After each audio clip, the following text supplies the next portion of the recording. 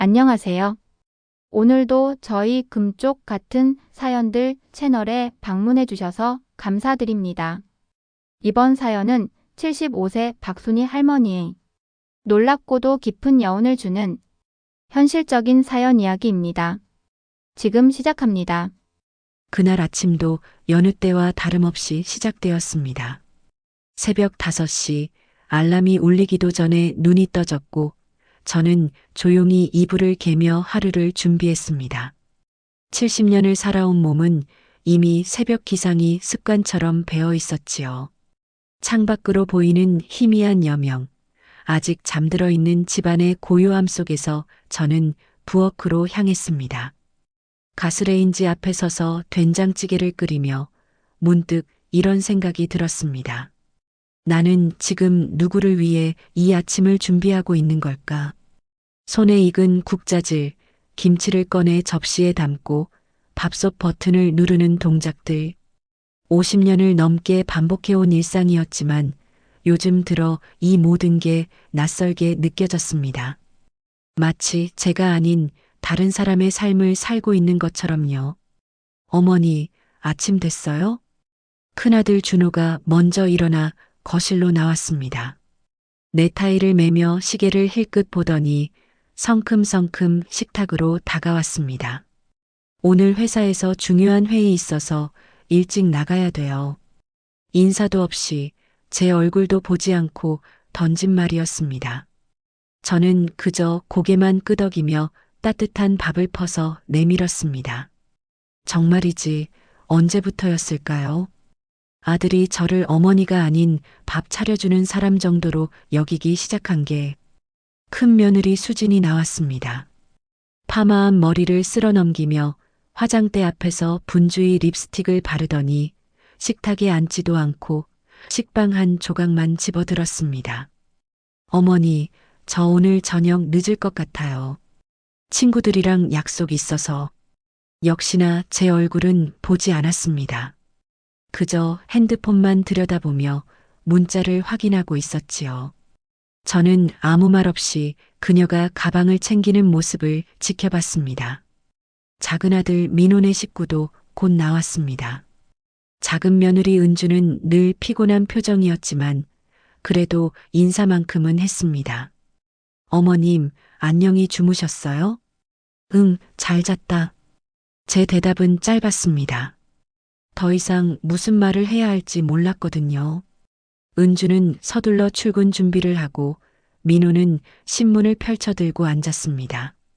아침 식사 내내 우리 가족은 각자의 핸드폰만 들여다보거나 신문만 읽었습니다. 아무도 제게 말을 걸지 않았습니다. 이게 가족인가? 가슴 한구석이 텅 빈 것처럼 허전했습니다. 하지만 표정 하나 바꾸지 않고 저는 설거지를 시작했습니다.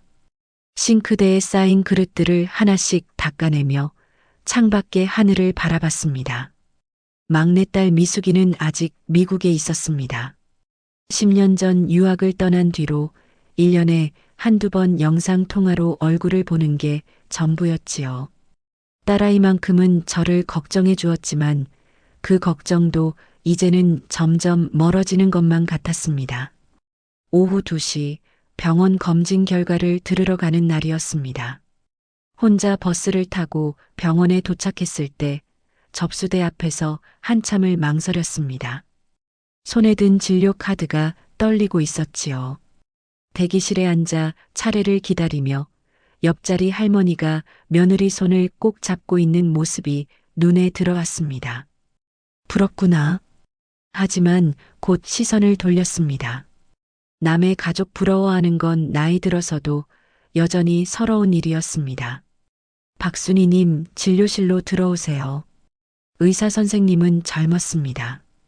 제 아들뻘 되는 나이였지요. 그는 모니터를 보며 천천히 입을 열었습니다. 할머니, 검사 결과가 나왔는데요. 크게 걱정하실 정도는 아니지만 제 심장이 쿵쿵거렸습니다. 경도인지장의 초기 증상이 보입니다. 치매로 넘어가기 전 단계라고 보시면 돼요. 치매. 그 단어를 듣는 순간 머릿속이 하얗게 변했습니다. 의사 선생님의 설명은 더 이상 귀에 들어오지 않았습니다. 아직 일상생활에 큰 지장은 없으실 거예요. 다만 기억력이 조금씩 떨어질 수 있고 최근 일을 가끔 까먹으실 수 있어요. 약물 치료와 인지 훈련을 병행하시면 고개만 끄덕였습니다. 처방전을 받아들고 진료실을 나오는데 다리에 힘이 풀렸습니다. 복도 벤치에 털썩 앉아 한참을 멍하니 앞만 바라봤습니다. 치매. 정말이지 내가 이 병에 걸릴 줄은 몰랐습니다. 평생 건강하게 살아왔고 기억력도 나쁘지 않았는데 가끔 물건을 어디 뒀는지 잊어버리고 이름이 금방금방 생각나지 않는 정도였는데 그게 병이었다니. 핸드폰을 꺼내 아들에게 전화를 걸까 하다가 손가락이 멈췄습니다. 전화하면 뭐라고 할까? 준호는 바쁘다며 귀찮아할 게 뻔했고 민호는 병원비 얼마 나왔어요? 부터 물어볼 것 같았습니다. 그리고 며느리들은 아마 속으로 이렇게 생각하겠지요. 이제 시작이네. 전화기를 도로 주머니에 넣었습니다.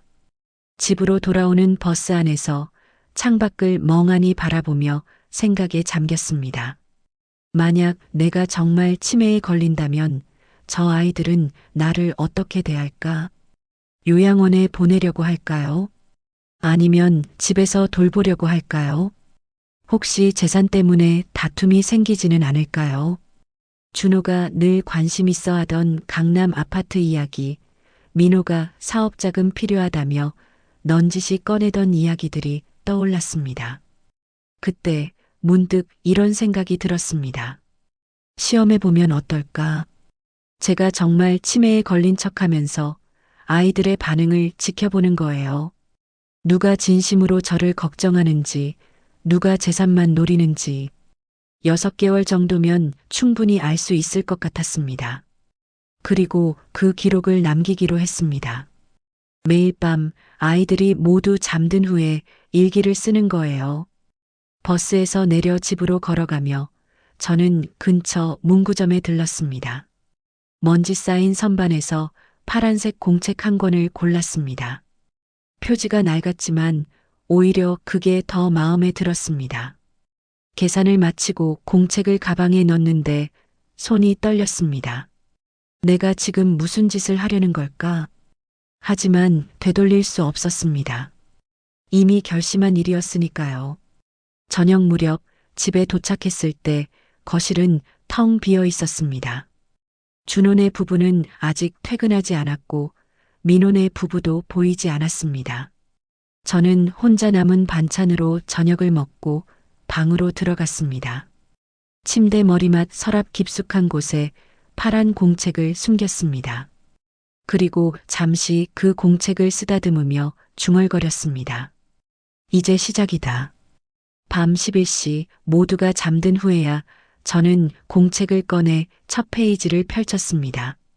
펜을 들고 한참을 망설이다가 떨리는 손으로 첫 줄을 적었습니다.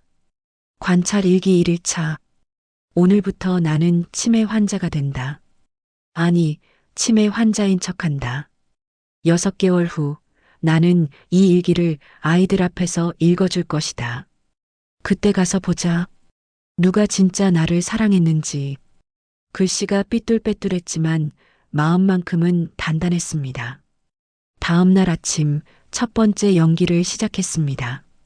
식탁에서 아침을 먹던 중 큰 며느리 수진이 커피를 따르며 말했습니다. 어머니, 오늘 저 일찍 나가야 돼요. 친구 만나기로 했거든요. 저는 일부러 멍하니 그녀를 바라보며 물었습니다. 누구? 수진이 잠시 멈칫하더니 웃으며 대답했습니다. 저요, 어머니. 수진이요. 아, 수진이. 그래, 수진이. 제가 천천히 고개를 끄덕이자 수진의 표정이 미묘하게 변했습니다. 의아하다는 듯 눈썹을 살짝 찌푸리더니 곧 아무렇지 않은 척 웃어넘겼습니다. 어머니, 괜찮으세요? 응, 괜찮아. 나이 들어서 그런가 봐. 요즘 깜빡깜빡해. 수지는 더 이상 묻지 않았습니다. 그저 그러실 수도 있죠라며 가방을 챙겨 나갔습니다. 하지만 저는 봤습니다. 현관문을 나서기 전 그녀가 남편 준호에게 눈짓하며 작은 소리로 속삭이는 모습을요. 여보, 어머니가 좀 이상하신 것 같아. 준호는 무심하게 대답했습니다. 나이 들면 다 그래. 신경 쓰지 마. 문이 닫혔습니다. 저는 식탁에 홀로 남아 식어가는 된장찌개를 바라보며 생각했습니다. 신경 쓰지 말라고. 그래, 이제 시작이구나. 그날 밤 일기장에 이렇게 적었습니다. 관찰 일기 2일차. 큰 며느리 수진 마이너스 내 이름을 잊은 척하자 표정이 변했다. 걱정보다는 귀찮다는 느낌이 더 컸다. 큰아들 준호 마이너스 나이 들면 다 그래.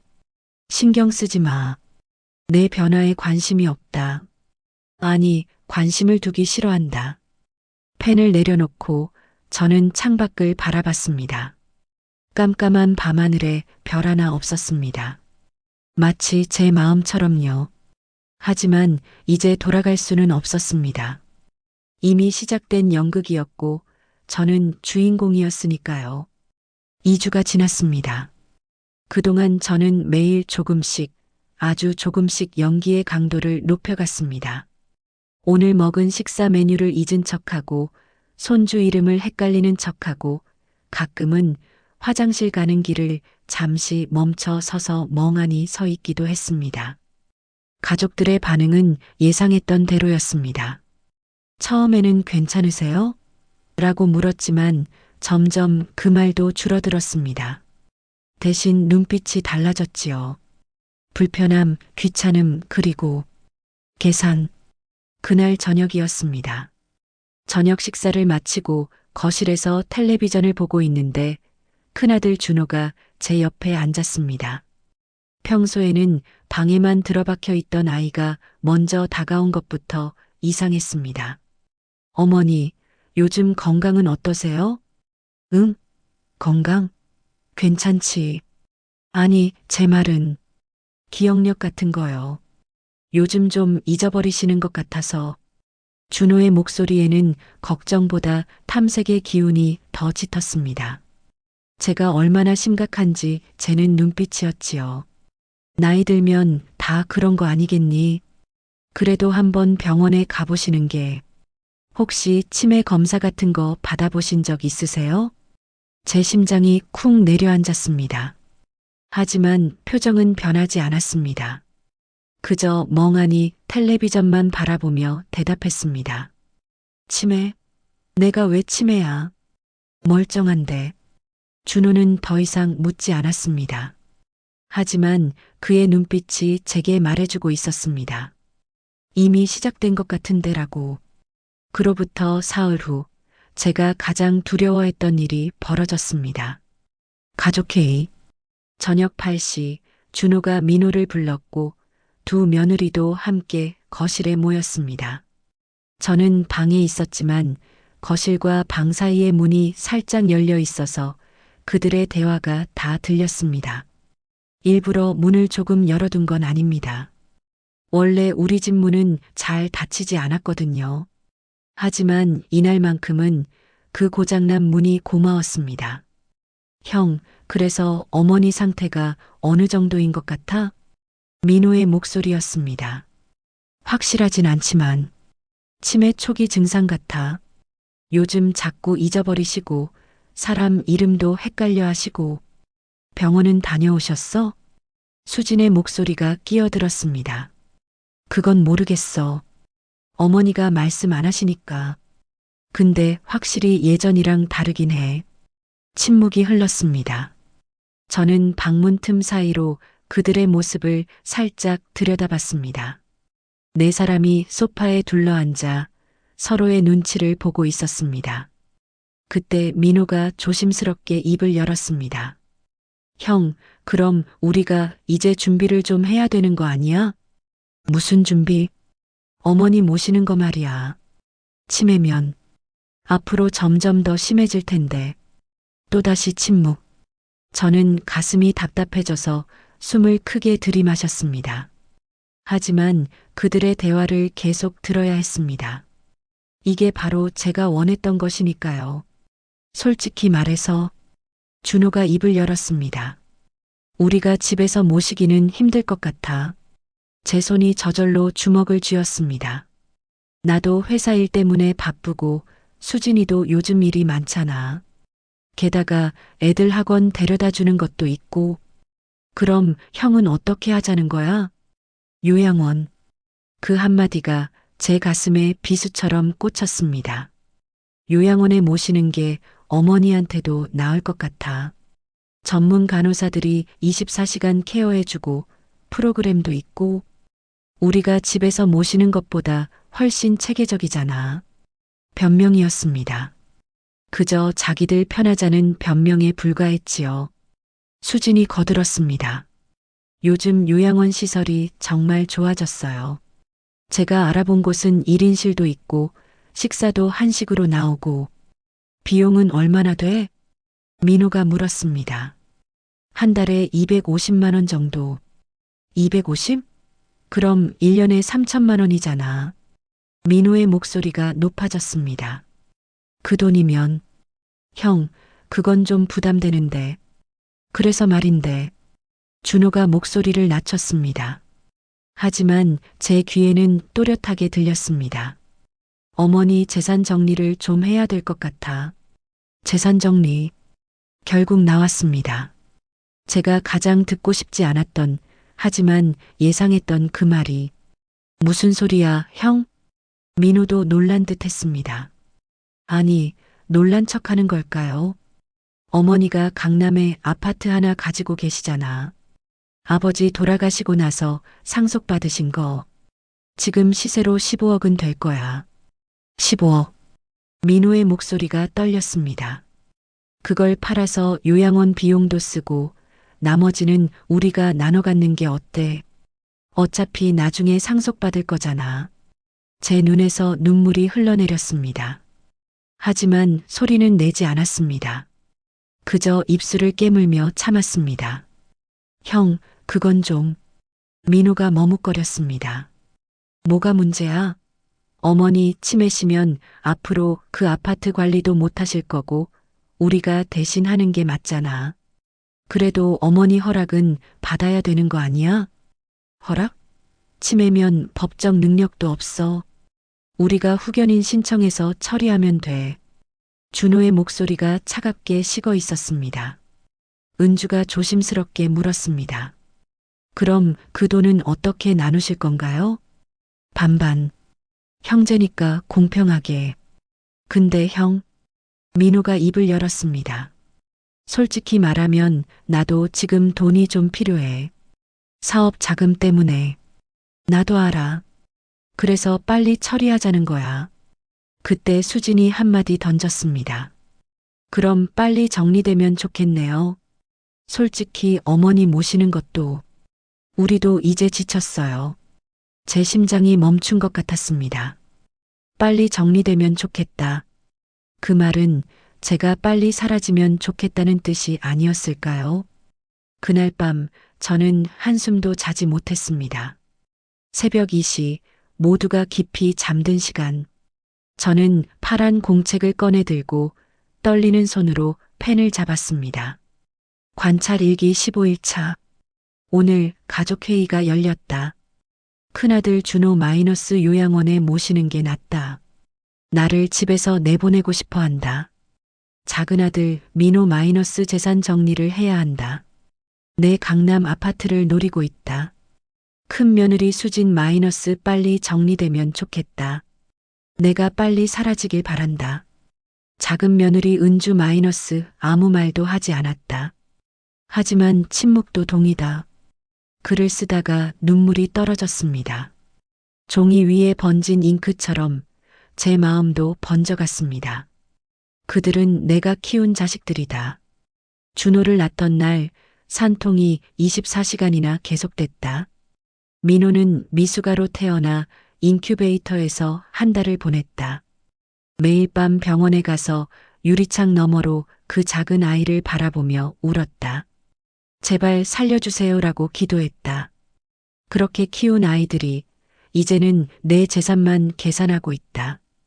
펜을 놓고 저는 창밖을 바라봤습니다. 달도 없는 캄캄한 밤이었습니다.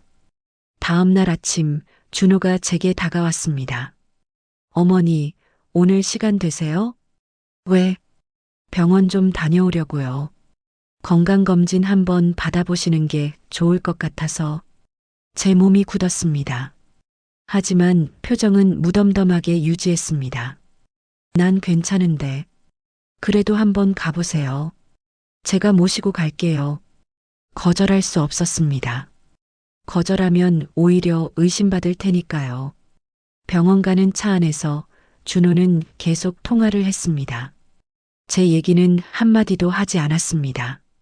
저는 창밖만 바라보며 지나가는 풍경을 멍하니 지켜봤습니다. 신경과 대기실에 앉아 있을 때 옆자리에 앉은 할머니가 저에게 말을 걸었습니다. 혼자 오셨어요? 아니요, 아들이랑 왔어요. 아드님이 효자시네요. 저는 혼자 왔어요. 우리 아들은 바빠서. 그 할머니의 눈빛이 부러움과 외로움으로 가득했습니다. 저는 아무 말도 할 수 없었습니다. 효자라니. 진료실에 들어가서 의사 선생님이 여러 가지 검사를 했습니다. 간단한 인지 테스트, 기억력 검사. 저는 일부러 몇 가지를 틀렸습니다. 오늘 날짜를 헷갈리는 척, 간단한 계산을 못하는 척. 준호는 옆에서 그 모습을 지켜보며 고개를 절레절레 저었습니다. 검사가 끝나고 진료실을 나왔을 때 준호가 의사 선생님에게 따로 물었습니다. 선생님, 어머니 상태가 어떤가요? 경도인지장애 초기로 보입니다. 치매로 진행될 가능성이 있으니 정기적으로 검사 받으셔야 해요. 준호의 표정이 어두워졌습니다. 하지만 그게 걱정 때문인지 귀찮음 때문인지는 알 수 없었습니다. 집으로 돌아오는 길 준호가 입을 열었습니다. 어머니, 앞으로 관리 잘 받으셔야 돼요. 응. 그리고 혹시 어머니 통장이나 도장 같은 거 어디 보관하고 계세요? 제 심장이 철렁했습니다. 왜? 아니, 혹시 잊어버리실까봐. 제가 대신 보관해 드릴까 해서. 결국 이거였구나. 저는 창밖을 보며 대답했습니다. 괜찮아. 내가 잘 간직하고 있어. 준호는 더 이상 묻지 않았습니다. 하지만 백미러로 보이는 그의 눈빛이 제게 말해주고 있었습니다. 곧 가져올 거야 라고.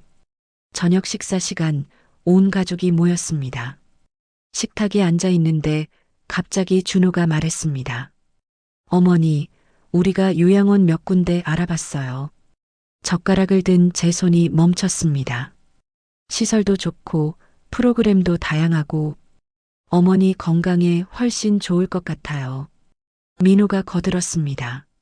집에서 혼자 계시는 것보다 낫죠. 거기 가시면 친구들도 사귀시고. 제 입에서 나온 말은 이것뿐이었습니다. 난 여기가 좋은데. 어머니, 근데 앞으로 증상이 더 심해지시면 우리도 돌보기 힘들어요. 수진이 끼어들었습니다. 전문가들한테 맡기는 게 서로한테 좋아요. 서로한테 좋다. 그 말은 자기들한테 좋다는 뜻이었지요. 저는 밥을 더 이상 먹을 수가 없었습니다. 수저를 내려놓고 방으로 들어갔습니다. 뒤에서 준호의 목소리가 들렸습니다. 어머니가 아직 받아들이기 힘드신가 봐. 수진이 대답했습니다. 시간이 지나면 이해하실 거예요. 그날 밤 일기장에 이렇게 적었습니다. 관찰 일기 16일차. 오늘 준호가 나를 병원에 데려갔다. 걱정해서가 아니다. 진단서가 필요했던 것이다. 그리고 통장과 도장을 달라고 했다.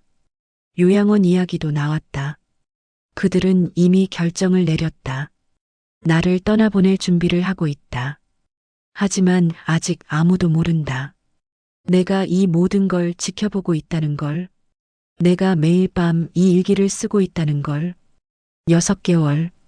이제 5개월 반이 남았다. 그때까지 버틸 수 있을까? 펜을 놓고 저는 한숨을 길게 내쉬었습니다.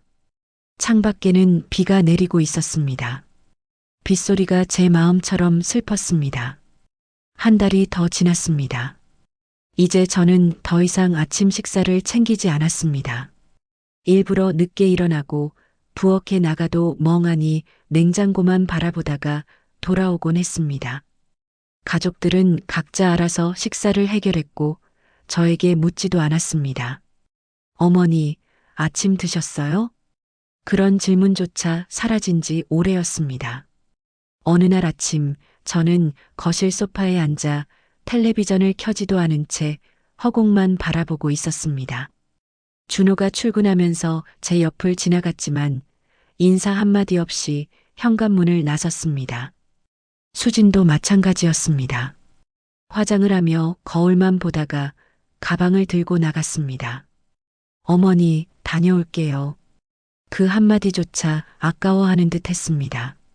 저는 그렇게 혼자 남겨졌습니다. 텅 빈 집에서 시계 초침 소리만 똑딱똑딱 울렸습니다. 이게 진짜 내 인생이구나. 가슴 한구석이 무너져 내렸습니다.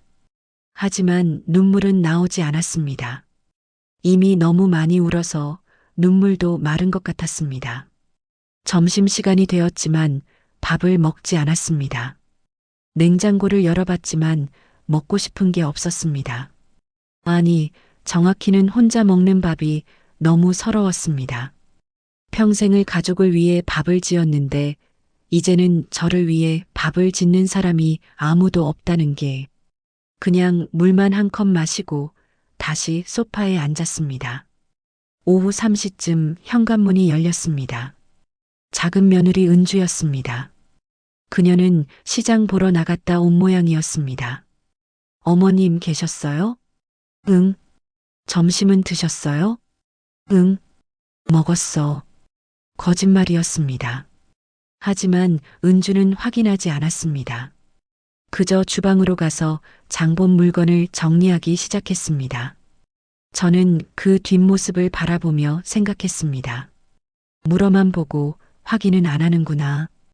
가족이라는 이름은 남아있지만 관심은 이미 사라진 지 오래였습니다. 저녁 무렵 화장실에 가려다가 일부러 멈춰섰습니다.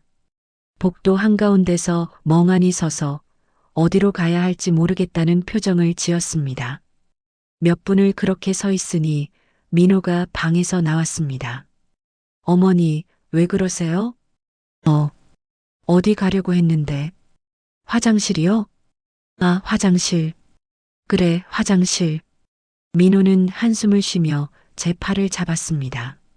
화장실까지 데려다주는 손길이 차갑게 느껴졌습니다. 여기에요, 어머니. 혼자 하실 수 있으시죠? 응. 문을 닫고 혼자 남았을 때 저는 거울 속 제 얼굴을 바라봤습니다. 주름진 얼굴, 푸석한 피부, 생기 없는 눈동자. 내가 언제 이렇게 늙었나? 거울 속의 저는 제가 아닌 것 같았습니다. 마치 낯선 할머니가 저를 바라보고 있는 것 같았습니다. 저녁 식사 시간 가족들이 모였습니다. 하지만 저는 방에서 나가지 않았습니다. 식욕도 없었고 그들과 마주 앉고 싶지 않았습니다. 한참 후 은주가 방문을 두드렸습니다. 어머님, 저녁 드세요. 배 안 고파? 그래도 좀 드셔야죠. 괜찮아. 나중에 먹을게. 은주는 더 이상 권하지 않았습니다. 문을 닫고 나가는 발소리가 멀어졌습니다. 침대에 누워 천장을 바라보며 저는 배에서 꼬르륵 소리가 나는 걸 느꼈습니다. 사실 배가 고팠습니다. 아침도 거르고 점심도 거르고 이제 저녁까지 걸으니 머리가 어지러웠습니다.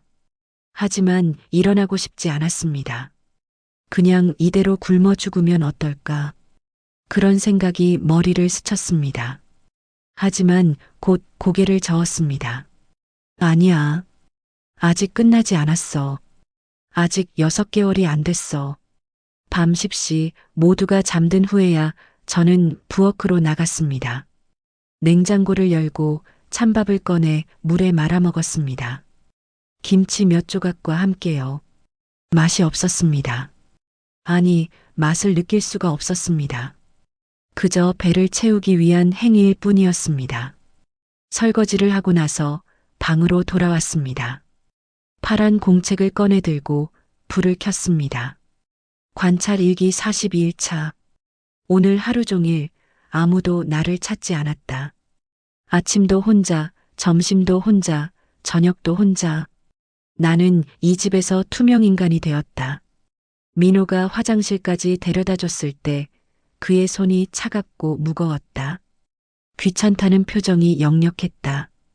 은주가 저녁을 권했지만 그것도 형식일 뿐이었다. 내가 거절하자 다시 오지 않았다. 나는 배가 고팠다. 하지만 굶었다. 아무도 내가 밥을 먹었는지 안 먹었는지 확인하지 않는다. 펜을 놓고 저는 창밖을 바라봤습니다. 어둠 속에서 가로등 불빛만 외롭게 빛나고 있었습니다. 다음 날 저녁 예상치 못한 일이 벌어졌습니다. 거실에서 멍하니 앉아 있는데 고등학생 손녀 지우가 학교에서 돌아왔습니다. 평소에는 방으로 곧장 들어가던 아이가 이날따라 제 옆에 앉았습니다. 할머니, 응?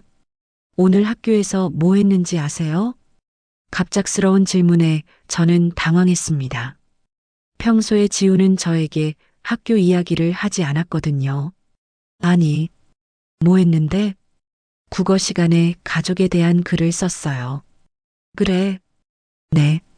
선생님이 나에게 가족이란이라는 제목으로 글을 쓰라고 하셨어요. 지우는 잠시 말을 멈췄다가 제 눈을 똑바로 바라보며 말했습니다. 저는 할머니에 대해서 썼어요. 제 가슴이 뜨거워졌습니다. 할머니가 매일 아침 일찍 일어나서 가족들 밥을 차려주시는 거, 빨래도 하시고 청소도 하시는 거, 그런데 아무도 고맙다는 말을 안 한다고 썼어요. 지우야, 선생님이 그러셨어요. 가족은 함께 사는 것만으로는 부족하다고, 서로를 아끼고 존중해야 진짜 가족이라고. 지우의 눈에서 눈물이 글썽거렸습니다.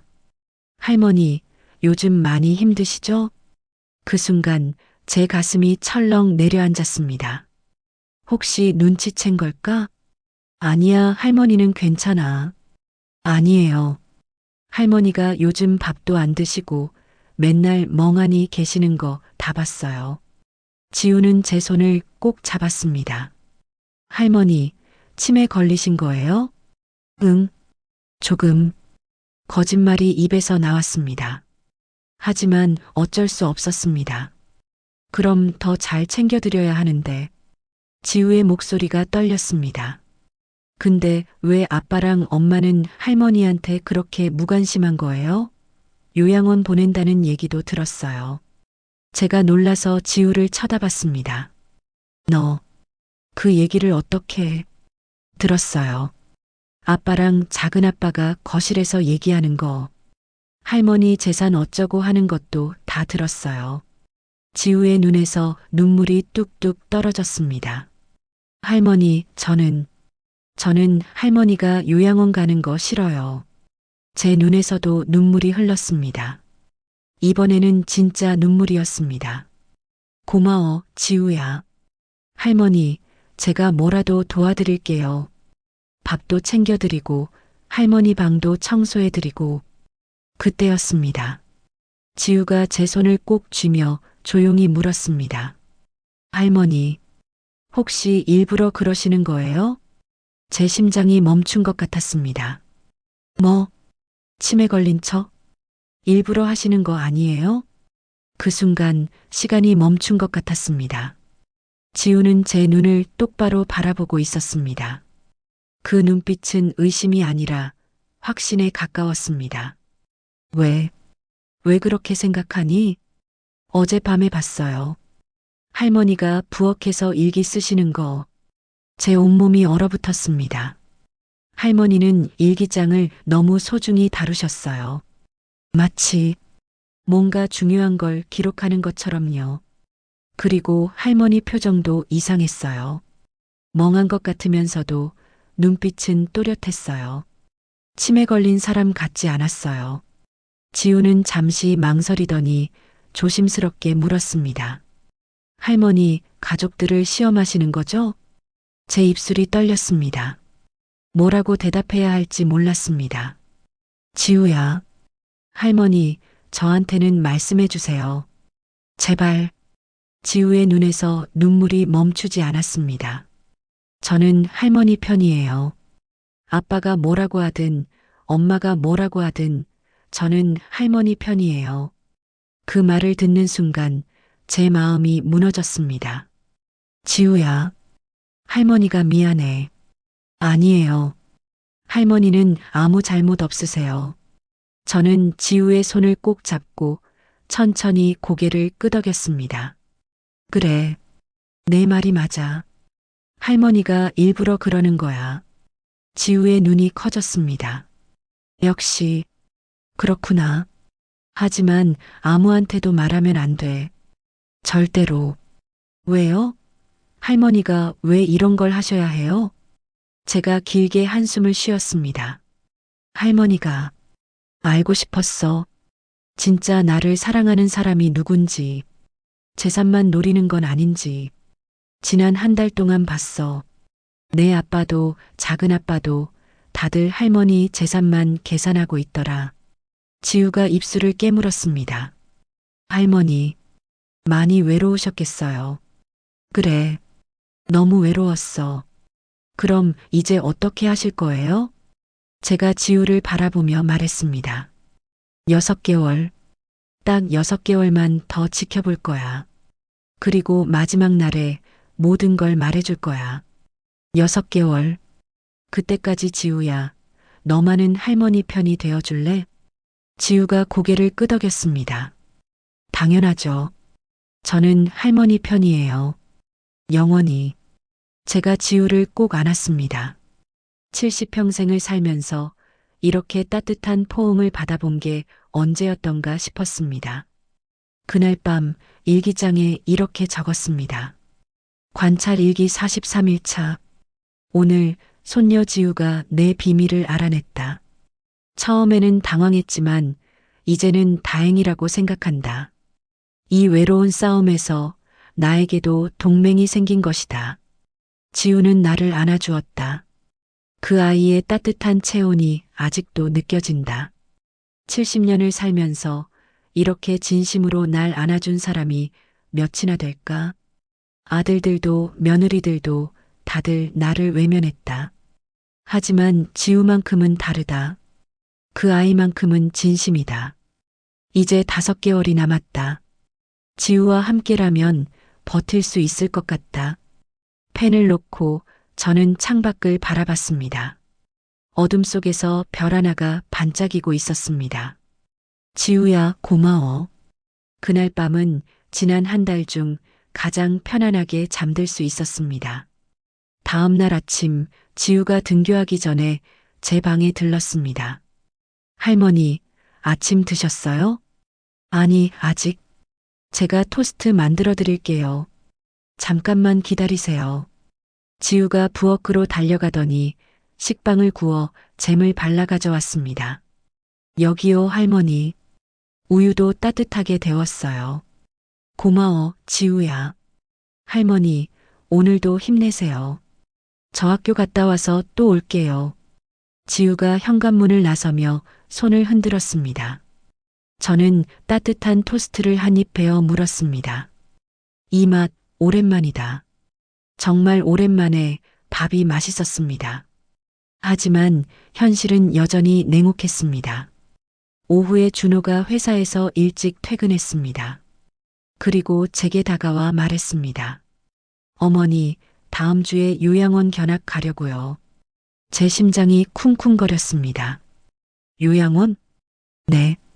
제가 좋은 곳 몇 군데 알아봤어요. 같이 가보시죠. 난 가기 싫은데. 어머니, 일단 보기만 하세요. 마음에 안 들면 안 가셔도 돼요. 거짓말이었습니다. 그의 눈빛이 제게 말해주고 있었습니다.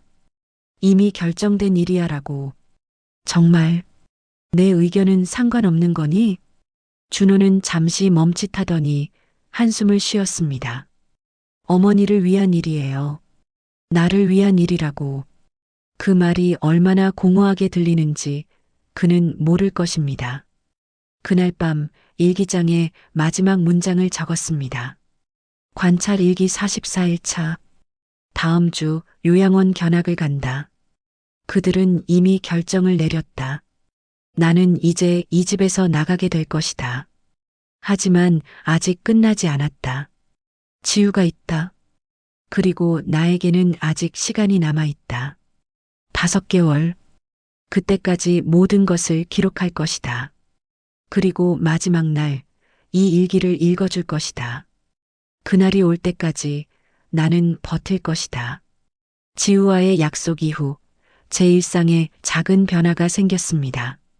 매일 아침 학교 가기 전에 지우가 제 방문을 톡톡 두드렸습니다. 그리고 간단한 아침을 챙겨주었습니다. 토스트, 우유, 삶은 달걀. 소박했지만 그 마음이 너무나 따뜻했습니다. 할머니, 오늘 아침은 잼 토스트예요. 제가 할머니 좋아하시는 딸기잼 발랐어요. 고마워, 지우야. 제가 학교 갔다 와서 점심도 챙겨드릴게요. 할머니 혼자 굶지 마세요. 지우는 제 손을 꼭 잡고 환하게 웃었습니다. 하지만 그 웃음 뒤에는 걱정이 가득했습니다. 저도 알고 있었습니다. 지우가 얼마나 제 걱정을 하고 있는지. 어느 날 저녁 지우가 학교에서 돌아와 제 방으로 들어왔습니다. 평소와 달리 표정이 심각했습니다. 손에는 작은 녹음기를 들고 있었습니다. 할머니, 이거 보세요. 그게 뭐니? 녹음기예요. 오늘 학교 끝나고 전자상가에서 샀어요. 지우가 녹음기를 제 손에 쥐어주었습니다. 할머니, 이걸로 아빠랑 엄마들이 하는 얘기를 녹음하면 어떨까요? 나중에 증거가 될 수 있잖아요. 제가 놀라서 지우를 바라봤습니다. 지우야, 너 이런 것까지. 할머니, 전 할머니를 지키고 싶어요. 아빠가 뭘 계획하는지 정확히 알아야 대비할 수 있잖아요. 지우의 눈빛이 진지했습니다. 할머니는 그냥 일기만 쓰시면 돼요. 녹음은 제가 할게요. 근데 지우야, 내가 들키면 어떡해? 괜찮아요. 제가 조심할게요. 지우는 제 손을 꼭 잡았습니다. 할머니, 우리 함께 진실을 밝혀내요. 그날 밤 저는 일기장에 이렇게 적었습니다. 관찰 일기 51차. 지우가 녹음기를 사왔다. 그 아이는 나보다 더 치밀하다. 고작 16살 아이가 어른들의 위선을 간파하고 있다. 내가 이 아이에게 너무 큰 짐을 지운 건 아닐까? 하지만 지우는 말한다. 함께 진실을 밝혀내자고. 고맙고 미안하고 또 든든하다. 다음 날 저녁 지우의 계획이 실행되었습니다. 저녁 식사 후 준호와 민호가 거실에 앉아 이야기를 나누고 있었습니다. 지우는 자기 방에 있는 척하며 거실 화분 뒤에 녹음기를 숨겨두었습니다. 저는 제 방에서 문틈으로 그들을 지켜봤습니다. 형, 변호사랑 상담 다녀왔어? 민호가 조심스럽게 물었습니다. 응, 어제 다녀왔어. 제 심장이 철렁했습니다. 변호사? 어떻게 됐는데? 성년후견인 제도를 알아봤어. 어머니가 치매 진단을 받으셨으니까 우리가 법적 후견인이 될 수 있대. 그럼 어머니 재산을 우리가 관리할 수 있어. 물론 법원 허가가 필요하긴 하지만. 민호가 잠시 침묵하더니 물었습니다. 그럼 어머니 허락 없이도 재산을 처분할 수 있다는 거야? 그렇지. 후견인은 피후견인의 재산을 관리할 권한이 있거든. 준호의 목소리가 차갑게 가라앉았습니다. 변호사가 그러던데 강남 아파트는 지금 팔면 15억은 받을 수 있대. 개발 호재가 있어서 가격이 계속 오르고 있대. 15억. 요양원 비용 빼고 나머지는 우리가 나눠 갖는 거지. 제 손이 부들부들 떨렸습니다. 성년후견인, 재산 처분. 그들은 이미 법적 절차까지 알아보고 있었습니다. 근데 형, 어머니가 동의하실까? 동의? 치매 환자한테 무슨 동의를 받아? 판단 능력이 없다고 진단서 받으면 끝이야. 다음 주에 요양원 견학 가서 어머니 상태 좀 더 확인해 보고 그 다음에 바로 진행할 거야. 민호가 한숨을 쉬었습니다. 형, 그래도 이게 맞는 건가 싶어? 어머니가 평생 모으신 재산인데. 야, 정신 차려. 우리도 살아야지. 너 사업 자금 필요하다며? 나도 애들 교육비에 대출금까지. 지금 아니면 언제 해결하냐? 그래, 알았어. 대화가 끝나고 두 사람은 각자 방으로 들어갔습니다. 지우가 거실로 나와 녹음기를 회수했습니다. 그리고 조용히 제 방으로 들어왔습니다. 할머니, 다 녹음됐어요. 지우의 손도 떨리고 있었습니다. 지우야. 할머니, 들으실래요? 저는 고개를 저었습니다. 아니야.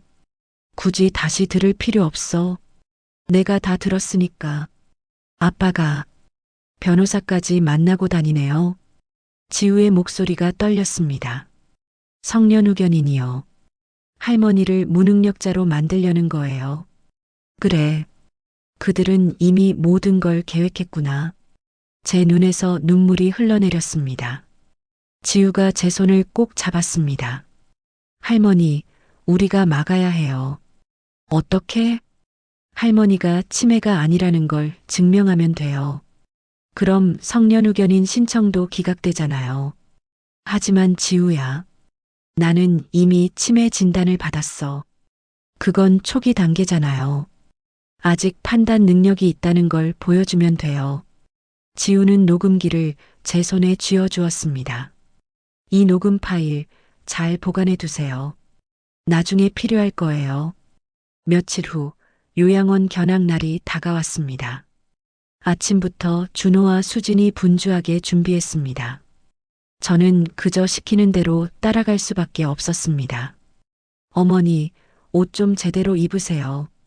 요양원 가는데 그렇게 입고 가시면 안 되죠. 수진이 제 옷을 골라주었습니다.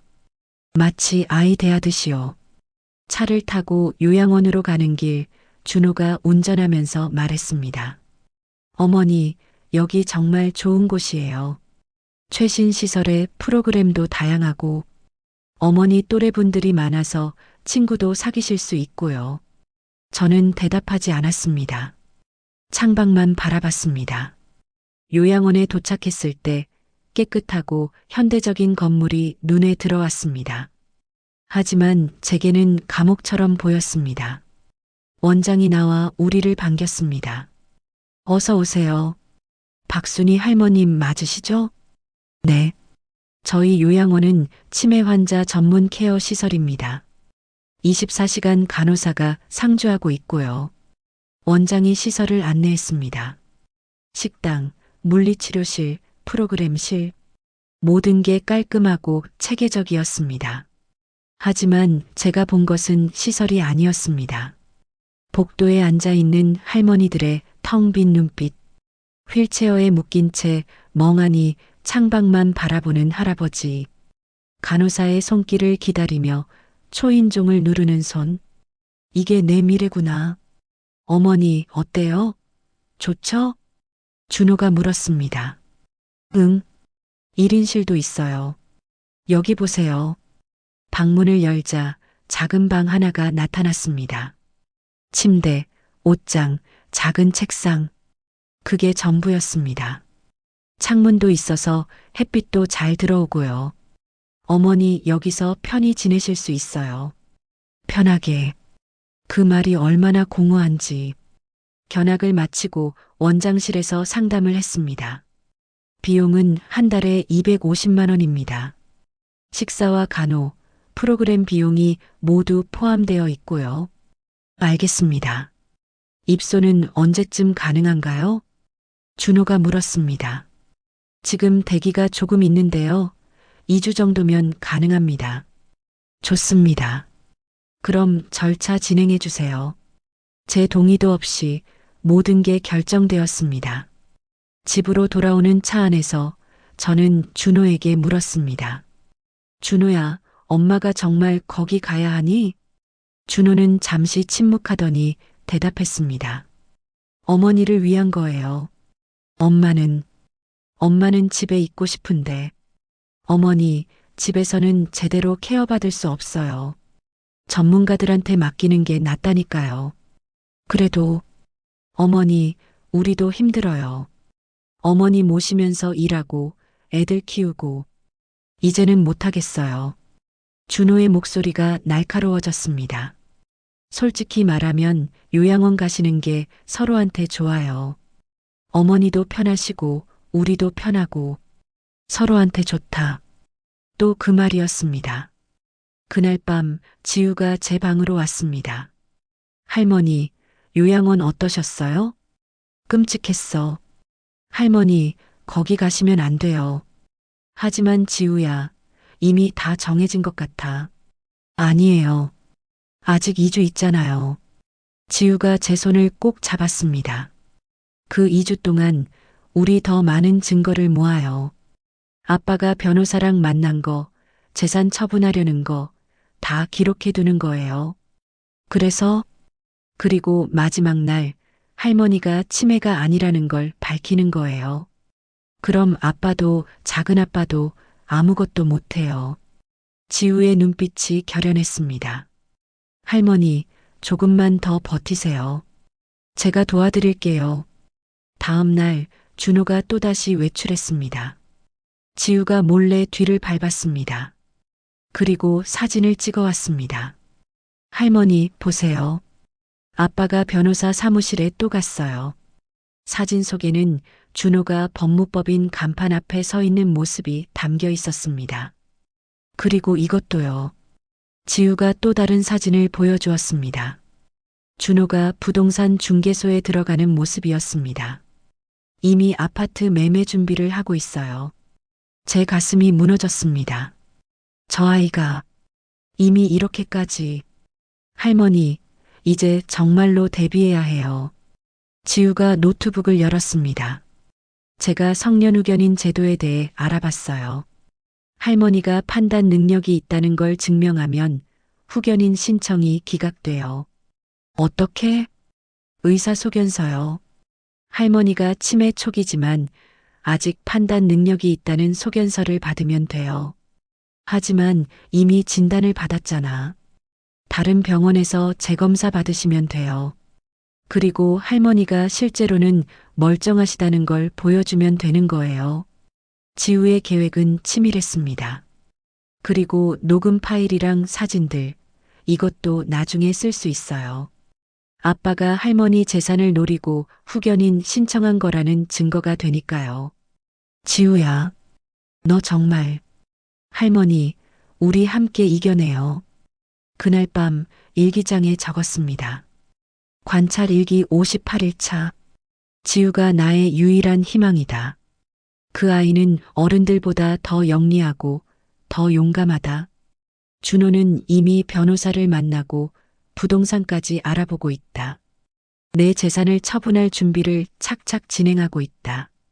하지만 나에게도 계획이 있다. 지우와 함께 모은 증거들, 녹음 파일, 사진, 그리고 이 일기장. 4개월 반. 아직 시간이 남았다. 마지막 날까지 모든 것을 기록할 것이다. 펜을 놓고 저는 창밖을 바라봤습니다. 달이 떠 있었습니다. 차갑지만 밝은 달빛이 제 방을 비추고 있었습니다. 지우야, 고마워. 이제 저는 혼자가 아니었습니다. 요양원 입소까지 열흘이 남은 날이었습니다. 그날 오후 저는 거실 소파에 앉아 멍하니 텔레비전을 보고 있었습니다. 실제로는 채널도 돌리지 않은 채 그저 화면만 바라보고 있었지요. 작은 며느리 은주가 부엌에서 설거지를 하고 있었고 수진이 거실로 들어와 소파에 앉았습니다. 두 며느리는 제가 알아듣지 못할 거라고 생각했는지 작은 소리로 이야기를 나누기 시작했습니다. 언니, 어머님 요양원 입소 준비 다 됐어요? 응, 거의 다 끝났어. 다음 주 화요일이 입소일이야. 그럼 이제 정말 가시는 거네요.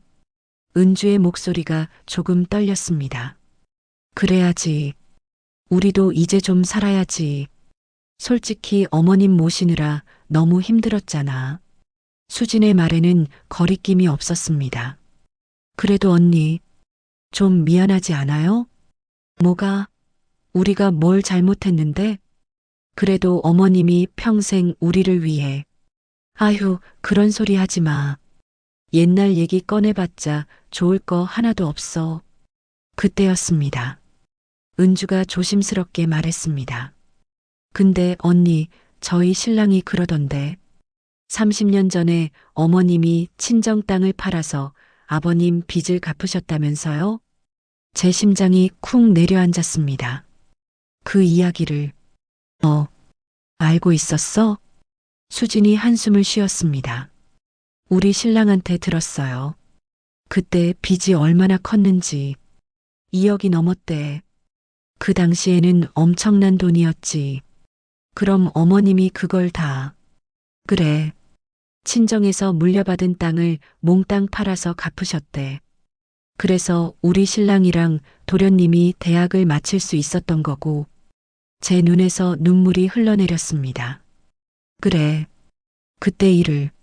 수진이 계속 말했습니다. 근데 그게 뭐 어때서? 부모된 사람이 자식 위해 희생하는 거 당연한 거 아니야. 그래도 언니. 그리고 솔직히 그 얘기는 우리 집안에서 금기야. 신랑도 그거 부끄러워해. 아버지가 사업 실패해서 빚더미에 앉았다는 게. 다행히 어머님이 치매 걸리셔서 이제 그 얘기 꺼낼 일도 없을 거야. 옛날 일은 그냥 묻히는 게 나아. 치매 걸려서 다행이라고. 제가 그 말을 듣는 순간 몸이 얼어붙었습니다. 언니, 그래도 그런 말은 사실이잖아. 어머님이 기억 못 하시니까 편한 거지. 만약에 멀쩡하셨으면 맨날 그 얘기하시면서 은혜 갚으라고 하셨을 거야. 그러니까 이제 요양원 가시는 것도 잘 된 거야. 서로 편하게 살자고. 저는 그 자리에서 일어날 수가 없었습니다. 다리에 힘이 풀려버렸습니다. 내가 그렇게 생각됐구나. 그날 밤 저는 오랜만에 오래된 앨범을 꺼냈습니다. 서랍 깊숙이 숨겨뒀던 먼지 쌓인 앨범이었습니다. 표지를 열자 30년 전의 사진들이 나왔습니다.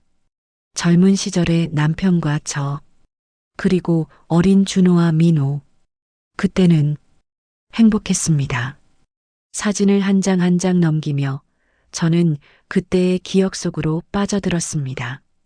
30년 전 1995년 남편이 사업을 시작한 지 5년째 되던 해였습니다. 처음에는 잘 되는 것 같았습니다. 작은 공장이었지만 주문이 꾸준히 들어왔고 직원도 몇 명 고용했습니다. 하지만 어느 날 남편이 새벽에 술을 마시고 들어왔습니다. 여보, 나 큰일 났어. 무슨 일이에요? 거래처가 부도났어. 받을 돈이 2억이 넘는데. 2억. 그 당시에는 하늘 같은 돈이었습니다. 은행에서 대출받은 돈도 갚아야 하고, 직원들 월급도 줘야 하고, 남편은 그날 밤 내내 울었습니다. 40대 남자가 아이처럼 울었습니다. 저는 남편의 등을 쓰다듬어주며 말했습니다. 괜찮아요. 우리 방법을 찾아봐요. 하지만 방법은 없었습니다. 빚쟁이들이 매일 집으로 찾아왔습니다. 전화는 쉴 새 없이 울렸습니다. 아이들이 학교에서 돌아오는 길에 빚쟁이들을 마주치기도 했습니다. 어느 날 준호가 울면서 물었습니다. 엄마, 우리 이사 가야 돼? 아니야, 괜찮아. 엄마가 다 해결할게. 그날 밤 저는 결심했습니다. 친정에서 물려받은 땅을 팔기로. 부모님이 평생 농사 지으시며 일궈놓으신 땅. 제가 유일하게 물려받은 재산이었습니다. 오빠가 반대했습니다. 순이야, 그 땅은 우리 부모님 평생의 땀이야. 내 남편 빚 갚으려고 팔면 어떡해. 오빠, 내가 선택한 남편이고 내가 책임져야죠. 그래도 오빠, 제발. 내 자식들이 아빠 때문에 고개 못 들고 다니는 거 차마 못 보겠어요. 결국 오빠가 눈물을 흘리며 땅 매매를 도와주었습니다. 3억? 땅을 팔아받은 돈으로 빚을 다 갚았습니다. 남편은 제 손을 잡고 울었습니다. 여보, 미안해. 정말 미안해. 괜찮아요. 우리 다시 시작하면 돼요. 하지만 남편은 그 충격에서 벗어나지 못했습니다. 사업을 접고 작은 회사에 취직했습니다. 그리고 3년 후 과로로 쓰러져 돌아가셨습니다. 남편이 돌아가신 후 저는 준호와 민호를 데리고 악착같이 살았습니다. 남은 돈으로 작은 집을 사고 낮에는 식당에서 일하고 밤에는 청소 일을 했습니다. 준호와 민호를 대학까지 보냈습니다. 장학금을 받았지만 생활비며 책값이며 모두 제가 벌어야 했습니다. 두 아들이 졸업하고 취직했을 때 저는 무릎을 꿇고 기도했습니다. 감사합니다. 제 아이들이 이렇게 자랐습니다. 현재 앨범을 닫으며 저는 깊은 한숨을 내쉬었습니다. 그때 내가 팔지 않았다면 그 땅은 지금 개발지역이 되어 있을 것입니다. 수십억의 가치가 있었을 겁니다. 하지만 후회하지 않았습니다. 제 선택이었고 제 아이들을 위한 일이었으니까요. 다만 서러웠습니다. 아이들이 그 사실을 부끄러운 과거로 여긴다는 게, 제가 희생한 세월을 당연한 것으로 치부한다는 게, 그리고 침에 걸려서 다행이라고 말한다는 게. 새벽 2시 저는 파란 공책을 꺼내 들었습니다. 관찰 일기 68일차. 오늘 30년 전의 진실을 다시 마주했다. 수진이 말했다. 침에 걸려서 다행이다. 옛날 일 들춰낼 일도 없을 테니. 30년 전 나는 친정 땅을 팔아 남편의 빚을 갚았다. 2억이 넘는 빚. 그 돈으로 준호와 민호는 대학을 마칠 수 있었다. 하지만 아이들은 그 일을 부끄러워한다.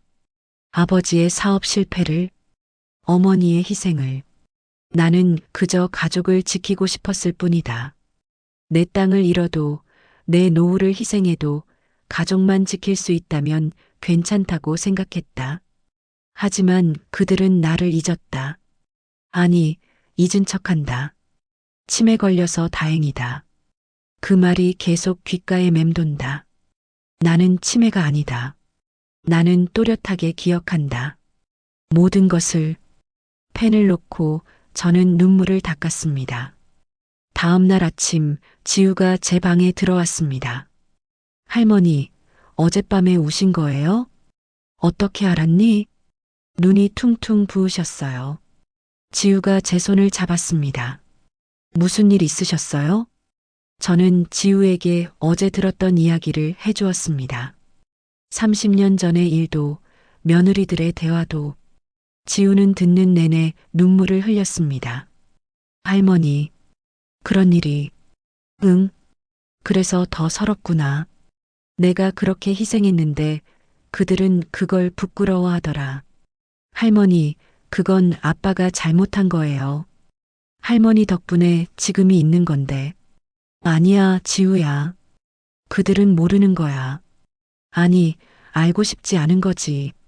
지우가 제 손을 꼭 쥐었습니다. 할머니, 이제 정말로 진실을 밝혀야 해요. 할머니가 얼마나 희생하셨는지. 하지만 지우야. 할머니, 이 일기장에 30년 전 이야기도 쓰세요. 그리고 요양원 가시기 전에 다 말씀하세요. 지우의 눈빛이 간절했습니다. 할머니의 희생을 아빠가 알아야 해요. 그래야 정신 차릴 거예요. 그날 오후 민호가 회사에서 일찍 퇴근했습니다. 거실에서 저와 마주쳤을 때 민호는 어색하게 웃으며 말했습니다. 어머니, 요즘 좀 어때요? 괜찮아. 다음 주면 요양원 가시잖아요. 준비 다 되셨어요? 응. 민호는 잠시 망설이더니 조심스럽게 물었습니다. 어머니, 혹시 통장이랑 도장은 어디 두셨어요? 역시 저는 멍하니 민호를 바라봤습니다. 왜? 아니, 요양원 가시면 어머니가 관리하시기 힘드실 것 같아서요. 제가 대신 보관해 드리려고요. 아직 괜찮아. 어머니, 나중에 잃어버리시면 어떡해요. 미리 저한테 주세요. 민호의 목소리에 초조함이 섞여 있었습니다. 왜 이렇게 급해? 급한 게 아니라 어머니를 위해서요. 나를 위해서 또 그 말이었습니다. 괜찮다. 내가 잘 간직하고 있어. 민호의 표정이 굳었습니다. 어머니, 그리고 민호야. 제가 민호를 똑바로 바라보며 물었습니다. 너 30년 전 일 기억하니? 민호의 얼굴이 하얗게 질렸습니다. 무슨 얘기세요? 아버지가 사업 실패했을 때 엄마가 땅 팔았던 거, 그거 기억해? 민호는 대답하지 못했습니다. 그저 고개를 돌렸습니다. 어머니, 그건 너희들은 그게 부끄럽니? 아니에요. 그냥 옛날 일이잖아요. 옛날 일이면 잊어도 되는 거니? 제 목소리가 떨렸습니다. 어머니, 왜 갑자기 그런 얘기를? 너희들은 몰라. 엄마가 그때 얼마나 힘들었는지. 민호가 말문이 막혔습니다. 엄마는 너희들 때문에 살았어. 땅도 팔고 밤낮으로 일하고. 그런데 너희들은 제 눈에서 눈물이 흘러내렸습니다. 어머니, 엄마가 치매 걸려서 다행이라고 생각하니? 민호가 깜짝 놀라며 뒤로 물러섰습니다. 누가 그런 소리를 들었어? 다 들었어. 민호는 아무 말도 하지 못하고 그저 고개를 숙였습니다. 그날 밤 일기장에 이렇게 적었습니다. 관찰 일기 69일차. 오늘 민호에게 30년 전 이야기를 꺼냈다. 그 아이는 대답하지 못했다. 부끄러워서인지 미안해서인지. 하지만 아직 진실을 다 말하지는 않았다. 내가 치매가 아니라는 것도, 이 모든 게 연기였다는 것도 아직 때가 아니다. 3개월. 이제 3개월이 남았다. 그때까지 모든 것을 지켜보고 기록할 것이다. 그리고 마지막 날 진실을 밝힐 것이다. 내가 얼마나 희생했는지, 그들이 얼마나 냉혹했는지, 모든 것을. 요양원 입소를 사흘 앞둔 토요일 아침이었습니다. 온 집안이 분주했습니다. 준호와 수지는 제 짐을 싸고 있었고 민호와 은주는 방을 정리하고 있었습니다. 아무도 제 의견을 묻지 않았습니다. 저는 거실 소파에 앉아 그저 그들의 움직임을 바라보기만 했습니다. 어머니 옷은 이것만 가져가시면 되겠네. 요양원에서 대부분 제공한대. 수진이 제 옷가지를 골라 가방에 넣었습니다. 이 낡은 건 버리고 이것만 가져가세요. 어머니, 듣고 계세요? 저는 대답하지 않았습니다.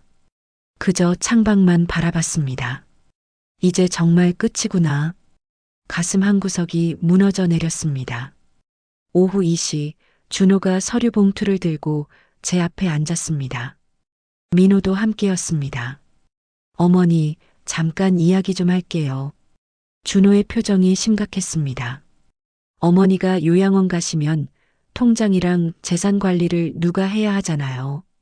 그래서 저희가 성년후견인 신청을 하려고 해요. 서류를 꺼내 제 앞에 펼쳤습니다. 여기에 사인만 해주시면 돼요. 제가 서류를 보니 성년후견인 동의서라고 적혀 있었습니다. 이게 뭐니? 어머니 재산을 저희가 대신 관리하겠다는 거예요. 어머니가 치매시니까 법적으로 필요한 절차예요. 제 손이 떨렸습니다. 드디어 왔구나. 나는 사인 아내. 어머니, 이건 어머니를 위한 거예요. 안 한다고 했어. 제 목소리가 떨렸습니다. 준호와 민호가 눈빛을 교환했습니다. 어머니, 이거 안 하시면 나중에 더 복잡해져요. 복잡해지든 말든 나는 안 해. 어머니, 준호의 목소리가 높아졌습니다. 어머니가 지금 정신이 온전하지 않으시잖아요. 우리가 대신 관리해드리겠다는 건데 왜 이러세요? 내 정신 멀쩡해. 어머니가 요즘 얼마나 많이 잊어버리시는데요. 식사하셨는지도 모르시고 사람 이름도 헷갈려 하시고 그러니까 우리가 도와드리려는 거예요. 도와주다. 그 말이 얼마나 공허한지. 엄마는 괜찮다고 했어. 사인 아내. 민호가 나섰습니다. 어머니, 그래도 우리가 형제잖아요. 어머니 재산 지켜드리려고 하는 건데. 지켜주다고? 제가 민호를 똑바로 바라봤습니다. 너희들이 정말 엄마 재산 지켜주려고 이러는 거니?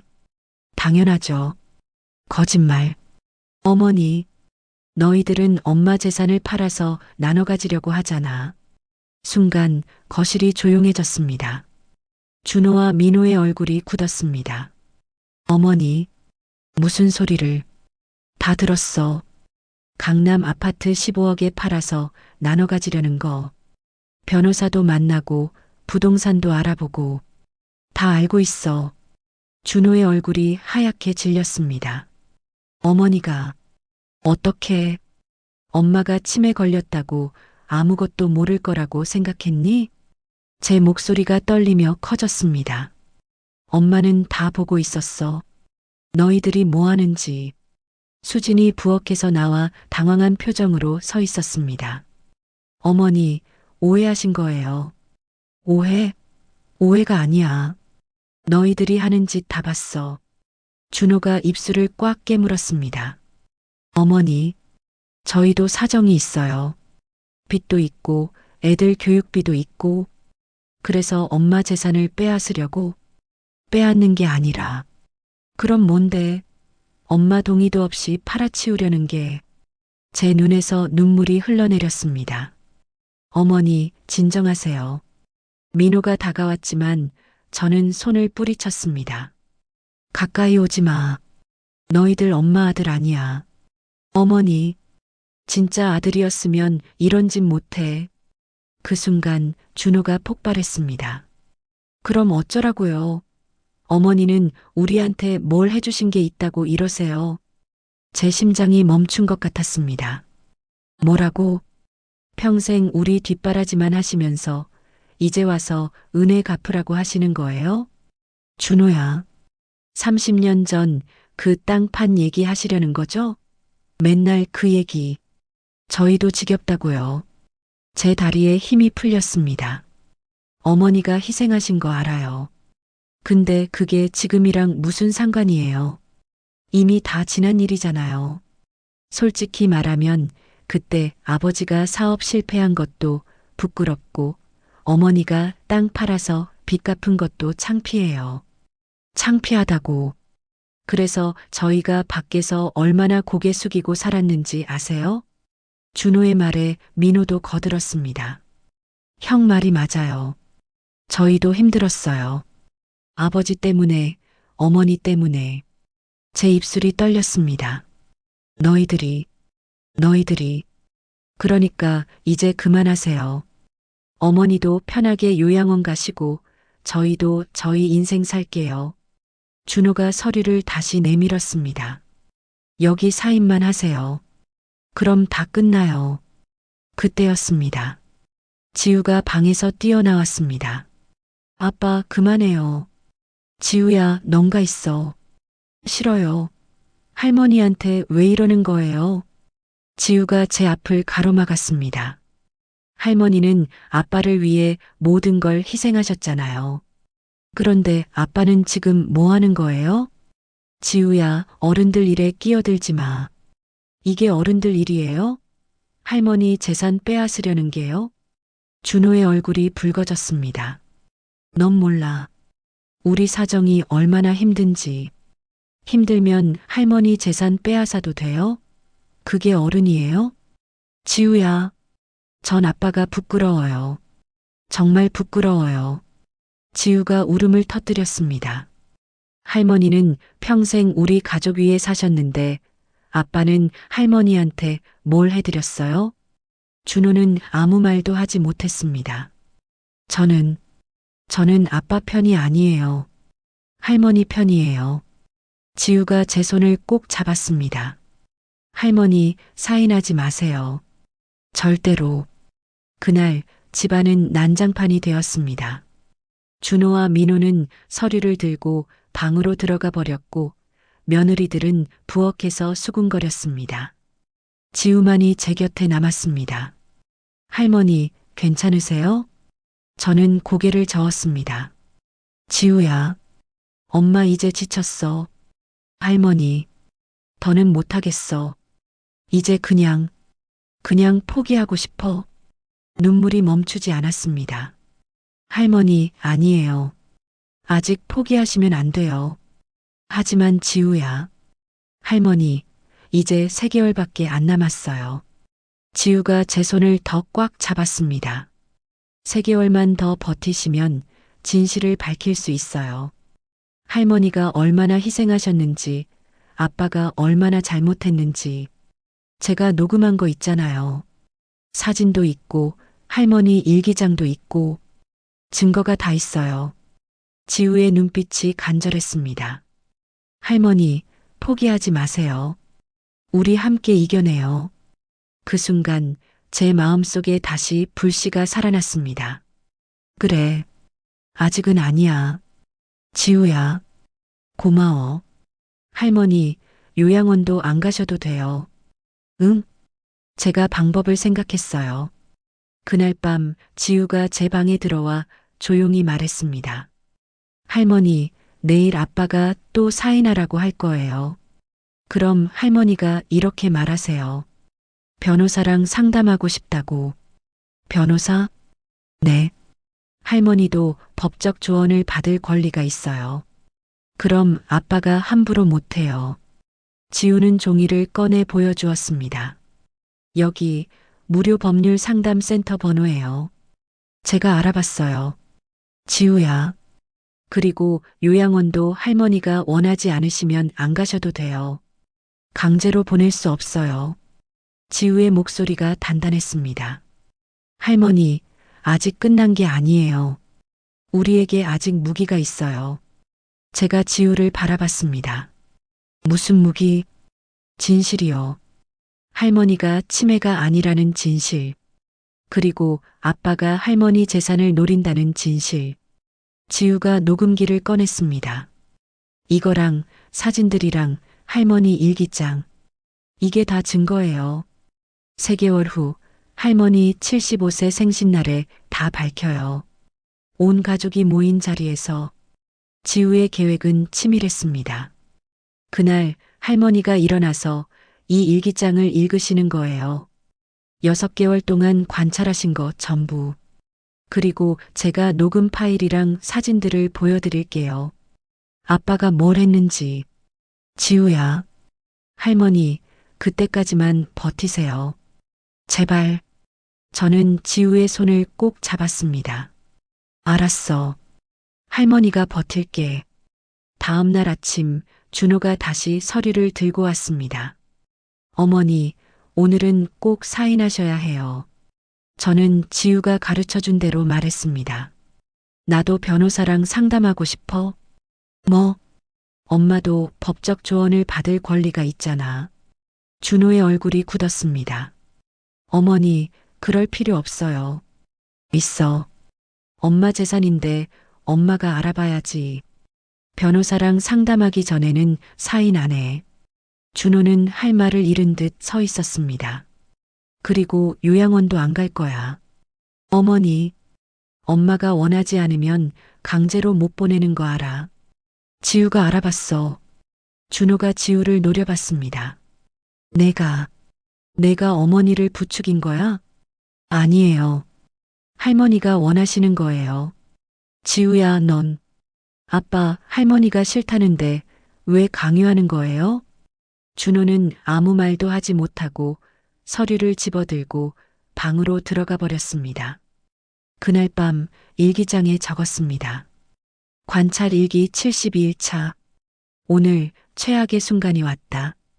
준호가 말했다. 어머니가 희생하신 것도 창피하다고. 민호도 거들었다. 우리도 힘들었다고. 그들에게 나의 희생은 부끄러운 과거일 뿐이다. 감사는커녕 지우고 싶은 기억이다. 하지만 나는 포기하지 않는다. 지우가 있다. 그 아이가 나에게 용기를 준다. 3개월. 내 75세 생신날. 그날 모든 진실을 밝힐 것이다. 이 일기장을 읽을 것이다. 6개월 동안의 기록을. 그들이 얼마나 냉혹했는지, 나를 어떻게 대했는지, 그날까지 나는 버틸 것이다. 반드시. 드디어 그날이 왔습니다. 제 75세 생신날. 3개월이라는 시간이 어떻게 지나갔는지 모르겠습니다. 매일 밤 일기를 쓰고 지우와 함께 증거를 모으고 가족들의 얼굴을 지켜보며 보낸 시간들이었습니다. 요양원은 결국 가지 않았습니다. 제가 변호사 상담을 요청하고 무료 법률센터의 도움을 받으면서 준호와 민호는 더 이상 강요할 수 없었습니다. 하지만 그 이후로 집안 분위기는 최악이었습니다. 준호와 민호는 저와 눈도 마주치지 않았고 며느리들은 냉랭하게 대했습니다. 오직 지우만이 저를 챙겼습니다. 그리고 오늘 온 가족이 모인 이 자리에서 모든 것을 밝힐 것입니다. 오후 6시 저녁 식사를 위해 온 가족이 식탁에 모였습니다. 준호네 식구, 민호네 식구, 그리고 저와 지우. 테이블 위에는 미역국과 여러 음식들이 차려져 있었습니다. 지우가 오전 내내 준비한 것들이었습니다. 할머니, 생신 축하드려요. 지우가 제일 먼저 축하 인사를 건넸습니다. 고마워, 지우야. 준호와 민호는 어색하게 고개만 끄덕였습니다. 어머니, 생신 축하드립니다. 생신 축하드려요, 어머니. 형식적인 인사였습니다. 진심은 느껴지지 않았습니다. 식사가 시작되었고 어색한 침묵이 흘렀습니다. 숟가락 부딪히는 소리, 그릇 놓는 소리만이 식탁을 가득 채웠습니다. 저는 천천히 숟가락을 놓았습니다. 다들 식사 멈춰주세요. 모두가 저를 쳐다봤습니다. 오늘이 제 75세 생신인데 여러분께 할 말이 있습니다. 준호가 눈살을 찌푸렸습니다. 어머니, 식사 중인데 지금 해야 할 말이에요. 저는 자리에서 일어나 방으로 들어갔습니다.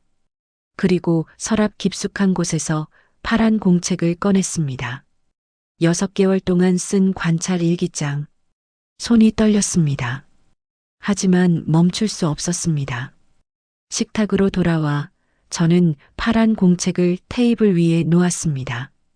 모두가 의아한 표정으로 공책을 바라봤습니다. 이게 뭐예요? 수진이 물었습니다. 일기장이에요. 지난 6개월 동안 제가 쓴 관찰일기. 관찰일기? 민호가 되물었습니다. 네. 제가 치매에 걸렸다고 생각하셨죠? 순간 식탁이 조용해졌습니다. 사실은 저는 치매가 아니었습니다. 뭐라고요? 준호가 벌떡 일어났습니다. 저는 일부러 치매인 척 연기했습니다. 6개월 동안. 어머니, 지금 무슨 소리를. 여러분의 진심을 보고 싶었어요. 제가 정말 치매에 걸렸을 때 여러분이 어떻게 저를 대하는지. 제 목소리가 떨렸습니다. 그리고 제가 본 건 실망뿐이었습니다.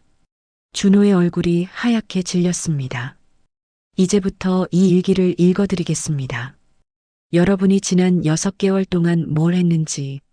공책을 펼쳤습니다. 관찰 일기 1일차.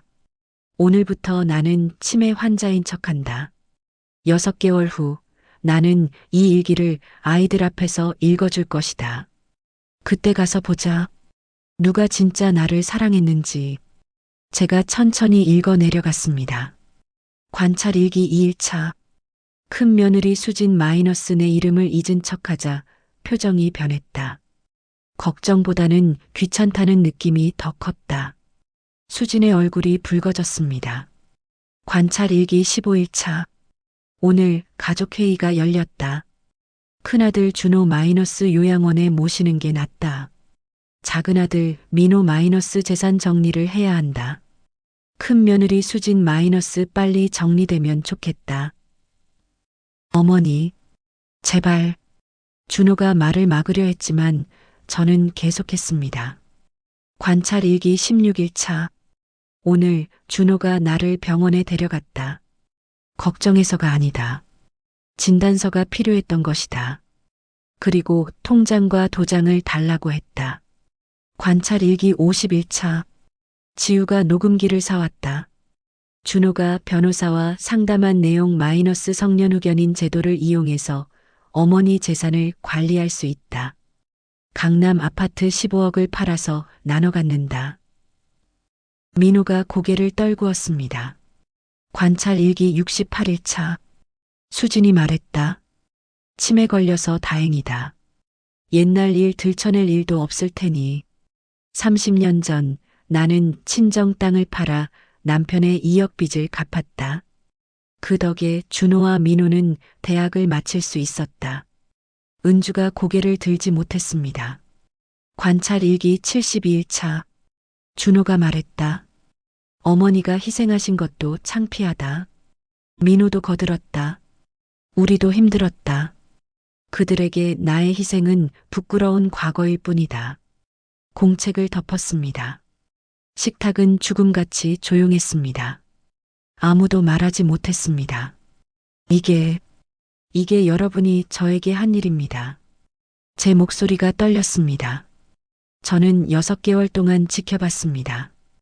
여러분이 저를 어떻게 대하는지, 제 재산을 어떻게 노리는지, 제 희생을 어떻게 치부하는지 눈물이 흘러내렸습니다. 준호야, 민호야, 너희들은 내 아들들이야. 내가 뱃속에서 10달을 품고 젖을 먹이고 밤새 울면 안고 재웠던 아들들이야. 어머니, 그런데 너희들은 나를 귀찮은 짐으로 생각했어. 빨리 요양원에 보내고 재산이나 챙기려고 했지. 준호가 고개를 숙였습니다. 30년 전 너희 아버지가 사업 실패했을 때 기억나니? 빚쟁이들이 매일 집에 찾아왔고 너희들은 학교에서 놀림받았지. 그때 엄마가 뭘 했는지 아니? 제가 두 아들을 똑바로 바라봤습니다. 엄마가 친정에서 물려받은 땅을 팔았어. 3억? 그 돈으로 빚을 다 갚았고 너희들은 대학을 마칠 수 있었어. 그런데 너희들은 그걸 창피한 과거라고 했지. 숨기고 싶은 기억이라고. 민호가 눈물을 흘리기 시작했습니다. 엄마는 그래도 괜찮았어. 너희들만 잘 되면 된다고 생각했어. 제 목소리가 떨렸습니다. 하지만 너희들은 엄마를 버리려고 했잖아. 그때 지우가 일어났습니다. 아빠, 작은 아빠. 이거 보세요. 지우가 노트북을 펼쳤습니다. 이건 제가 녹음한 파일이에요. 아빠가 변호사랑 상담한 내용. 재생 버튼을 눌렀습니다. 준호의 목소리가 흘러나왔습니다. 성년 후견인 제도를 알아봤어. 어머니가 치매 진단을 받으셨으니까 우리가 법적 후견인이 될 수 있대. 그럼 어머니 재산을 우리가 관리할 수 있어. 강남 아파트는 지금 팔면 15억은 받을 수 있대. 요양원 비용 빼고 나머지는 우리가 나눠 갖는 거지. 준호가 고개를 들지 못했습니다. 지우가 사진들을 보여주었습니다. 그리고 이건 아빠가 법무법인 앞에서 찍은 사진. 이건 부동산 중개소에 들어가는 사진. 지우야, 그만. 아니에요. 할머니가 얼마나 힘드셨는데. 지우의 목소리가 울었습니다. 아빠는 할머니가 치매 걸렸다고 생각하면서 뭘 했어요? 요양원 보내려고 하고 재산 빼돌리려고 하고 할머니는 6개월 동안 혼자 아파하시면서 이 모든 걸 지켜보셨어요. 지우가 울면서 제 손을 잡았습니다. 할머니, 정말 고생 많으셨어요. 준호가 무릎을 꿇었습니다. 어머니, 제가 잘못했습니다. 눈물이 주르륵 흘러내렸습니다. 제가 정말 미쳤었습니다. 돈에 눈이 멀어서 어머니가 얼마나 저희를 위해 희생하셨는지 알고 있었습니다. 근데 제가 모른 척 했어요. 민호도 무릎을 꿇었습니다. 어머니, 저도 용서받을 자격 없습니다. 형이랑 같이 어머니 재산만 생각했어요. 30년 전 그 일도 사실은 감사했어요. 근데 제가 부끄러워서 인정하고 싶지 않았어요. 수진과 은주도 고개를 숙였습니다. 어머님, 죄송합니다. 하지만 저는 아무 말도 하지 않았습니다. 그저 그들을 바라보기만 했습니다. 어머니, 제발 용서해 주세요. 준호가 제 손을 잡으려 했지만 저는 손을 빼냈습니다. 용서. 제 목소리가 차갑게 식었습니다. 너희들이 용서받을 자격이 있다고 생각하니? 어머니, 6개월 동안 나는 매일 밤 울었어. 너희들이 나를 어떻게 대하는지 보면서 너희들은 나를 사람이 아니라 짐으로 봤어. 빨리 치워야 할 짐. 준호가 울음을 터뜨렸습니다. 어머니, 정말 죄송합니다. 제가 너무 잘못했습니다. 이제 와서 우는 게 무슨 소용이야. 제가 자리에서 일어났습니다. 너희들이 원하던 대로 해줄게. 어머니, 내 재산 너희들한테 한 푼도 안 줄 거야. 순간 모두가 얼어붙었습니다. 이미 변호사랑 상담했어. 유언장도 작성했어. 어머니, 그럼 내 모든 재산은 지우한테 갈 거야. 그리고 일부는 사회복지재단에 기부할 거야. 준호와 민호의 얼굴이 하얗게 질렸습니다. 어머니, 제발 그러지 마세요. 너희들은 이미 충분히 받았어. 30년 전에 내 땅으로 대학 다녔잖아. 그게 너희 몫이야. 이제 나는 나를 진짜 사랑해준 사람에게 줄 거야. 지우가 제 손을 꼭 잡았습니다. 그날 밤 집안은 조용했습니다. 준호와 민호는 방에서 나오지 않았고 며느리들도 침묵했습니다. 저는 지우와 함께 거실에 앉아 있었습니다. 할머니, 후회 안 하세요? 뭐가? 아빠들한테 그렇게 말씀하신 거. 저는 고개를 저었습니다. 후회 안 해. 이제야 제대로 된 결정을 한 것 같아. 지우야, 너만이 할머니를 진심으로 사랑해줬어. 그러니까 할머니 재산도 너한테 가는 게 맞아. 할머니, 고마워, 지우야. 내가 없었으면 할머니는 정말 무너졌을 거야. 지우가 제 품에 안겼습니다. 할머니, 저도 사랑해요. 정말 많이. 관찰 일기 마지막 날. 그날 밤 저는 일기장 마지막 페이지를 펼쳤습니다. 오늘 모든 진실을 밝혔다. 6개월의 기록을, 그들의 위선을, 나의 고통을. 아들들은 무릎 꿇고 용서를 빌었다. 하지만 나는 용서하지 않았다. 용서는 쉽게 주는 게 아니다. 진심으로 뉘우치고 변화했을 때 주는 것이다. 나는 이제 나를 위해 살 것이다. 지우와 함께. 진짜 가족과 함께. 가족이란 피가 아니라 마음으로 이어지는 것이다. 그걸 오늘 깨달았다. 펜을 놓고 저는 창밖을 바라봤습니다. 밤하늘에 별이 총총히 빛나고 있었습니다. 이제 끝이다. 하지만 동시에 새로운 시작이기도 했습니다. 진실이 밝혀진 날로부터 석 달이 흘렀습니다. 계절은 어느새 가을에서 겨울로 바뀌었고 집 밖 은행나무는 모두 잎을 떨구었습니다. 그동안 많은 것이 달라졌습니다. 준호와 민호는 한동안 집에서 나를 마주치지 못했습니다. 출근길에도 눈을 피했고 저녁 식사 시간에도 각자 방에서 혼자 먹었습니다. 며느리들도 마찬가지였습니다. 수지는 제 앞에서 고개를 들지 못했고 은주는 조심스럽게 말을 건네지만 예전처럼 편하지는 않았습니다. 하지만 저는 그들에게 먼저 다가가지 않았습니다. 시간이 필요해. 그들에게도 나에게도. 변화는 조금씩 그러나 확실하게 일어나고 있었습니다. 어느 날 아침 부엌에서 아침을 준비하고 있는데 민호가 조심스럽게 다가왔습니다. 어머니, 제가 도와드릴 게 있을까요? 제가 놀라서 민호를 바라봤습니다. 평생 부엌 일을 한 번도 도와준 적 없던 아들이었습니다. 됐어. 엄마가 할 수 있어. 어머니 제발. 저도 뭐라도 하고 싶어요. 민호의 눈빛이 간절했습니다. 정말 죄송해요. 제가 그동안 어머니한테 얼마나 못되게 굴었는지. 매일 밤 잠을 못 이뤄요. 어머니 일기장 내용이 자꾸 떠올라서. 민호의 목소리가 떨렸습니다. 특히 치매 걸려서 다행이다라는 말. 제 아내가 그렇게 말했을 때 제가 말리지 않았던 거. 어머니 저는 정말 자격 없는 아들이에요. 하지만 변하고 싶어요. 저는 잠시 망설이다가 고개를 끄덕였습니다. 그럼 상추 좀 씻어줄래? 민호의 얼굴이 밝아졌습니다. 네, 제가 할게요. 서툴지만 정성스럽게 상추를 씻는 민호의 모습을 보며 저는 작은 변화를 느꼈습니다. 아직은 용서할 수 없지만 지켜볼 수는 있어. 준호의 변화는 더 극적이었습니다. 진실이 밝혀진 다음 주 준호는 회사를 그만뒀습니다. 어머니, 제가 새로 시작하려고 해요. 무슨 소리니? 회사 그만뒀어요. 그리고 작은 가게를 하나 시작했어요. 어머니 재산 바라지 않고 제 힘으로 살아보려고요. 어머니가 30년 전에 그러셨던 것처럼. 준호의 눈에서 눈물이 글썽거렸습니다. 어머니가 친정 땅 팔아서 우리 빚 갚으셨을 때 얼마나 힘드셨을까. 요즘 매일 생각해요.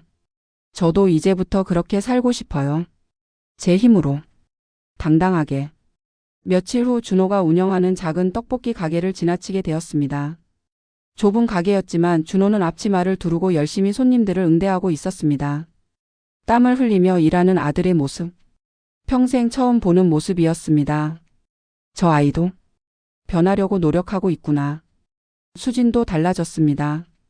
어느 날 저녁 수진이 제 방문을 두드렸습니다.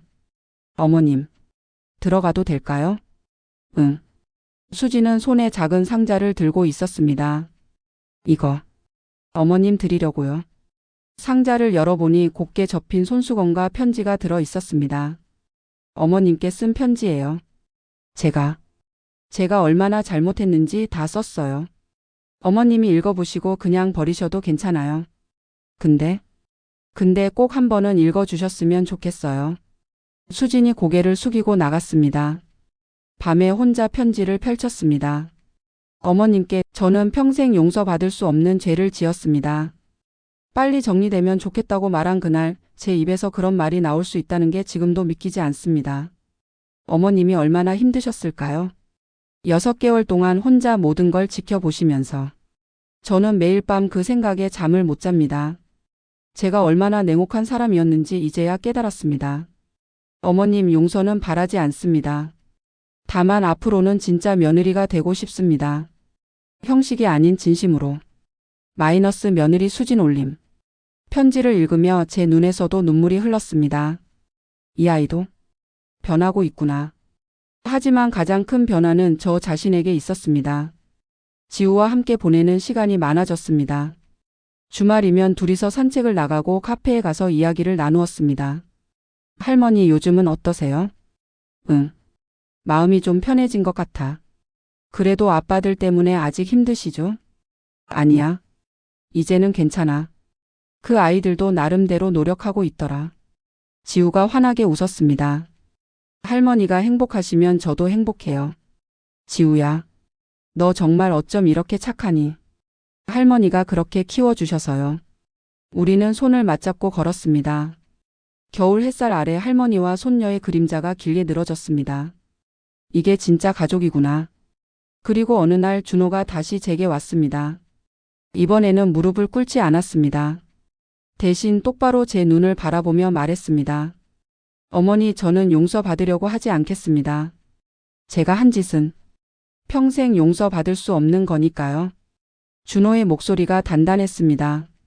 하지만 어머니, 저는 앞으로 보여드리고 싶어요. 제가 변했다는 걸. 말이 아니라 행동으로. 매일매일. 어머니가 보시기에 저 아이가 정말 달라졌구나 싶으실 때까지. 제가 준호를 바라봤습니다. 아들의 눈에는 진심이 담겨 있었습니다. 얼마나 걸릴지 모르겠어요. 1년이 될지 10년이 될지. 하지만 저는 포기하지 않을 거예요. 어머니, 제가 다시 아들이 될 수 있게 기회를 주세요. 저는 오랜 침묵 끝에 입을 열었습니다. 준호야. 내 어머니. 엄마가 용서한다는 말은 아직 못하겠어. 준호가 고개를 끄덕였습니다. 하지만 지켜볼게. 내가 정말 변하는지. 준호의 눈에서 눈물이 흘러내렸습니다. 감사합니다, 어머니. 실망시키지 않겠습니다. 몇 주 후 집안 분위기가 조금씩 풀리기 시작했습니다. 저녁 식사 때 다시 온 가족이 모이게 되었고 준호와 민호는 제게 먼저 인사를 건넸습니다. 어머니, 오늘 날씨 좋으시죠? 어머니, 제가 과일 깎아드릴게요. 작은 것들이었지만 의미가 있었습니다. 수진과 은주도 부엌 일을 도왔고 제게 차를 내어주었습니다. 어머님, 따뜻하게 드세요. 어머님, 담요 더 필요하세요? 저는 그들의 노력을 지켜봤습니다. 아직은 완전히 마음을 열 수 없지만 그래도 조금씩. 어느 겨울 저녁 온 가족이 거실에 모였습니다. 준호가 입을 열었습니다. 어머니, 저희가 가족 회의를 하려고 하는데 괜찮으실까요? 제 가슴이 철렁했습니다. 또 무슨 일인가? 하지만 준호의 표정은 진지했습니다. 어머니, 저희가 의논한 게 있어요. 민호도 거들었습니다. 어머니, 재산 말이에요. 제가 경계하는 눈빛으로 두 아들을 바라봤습니다. 저희는 어머니 재산 필요 없어요. 뭐?